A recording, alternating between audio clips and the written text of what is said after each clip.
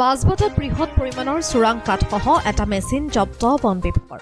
অসম অৰুণাচল সীমান্তৱৰ্তী এলেকাৰ পৰা বৃহস্পতিবাৰে বৃহৎ পৰিমাণৰ চোৰাং কাঠসহ এটা মেচিন জব্দ কৰিবলৈ সক্ষম হৈছে মাজবাট আঞ্চলিক বন বিভাগে।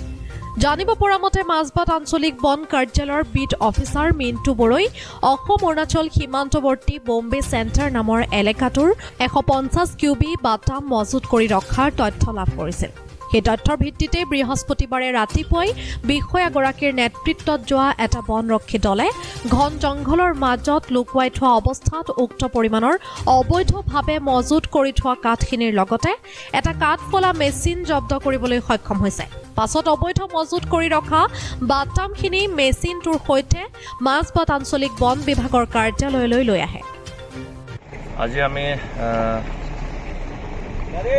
ধনশ্ৰী ডিভিজনৰ ষ্টাফ আৰু আমাৰ মাজবাট ৰেঞ্জৰ ষ্টাফ জইন এটা অপাৰেশ্যন ঘৰত আমি এটা সফল ছাকচেছ এটা কৰিব পাৰিছোঁ।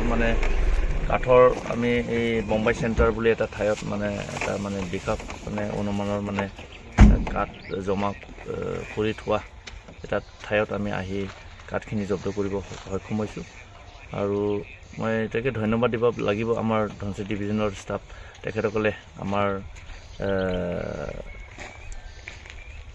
আমাক আহি ইয়াতে সহায় কৰিলে। আৰু লগতে আমি আগতো এনেকুৱাই জইণ্টলি অপাৰেশ্যন আমি কৰি যাম। আৰু সেইখিনিকে মই ধন্যবাদ দিছোঁ।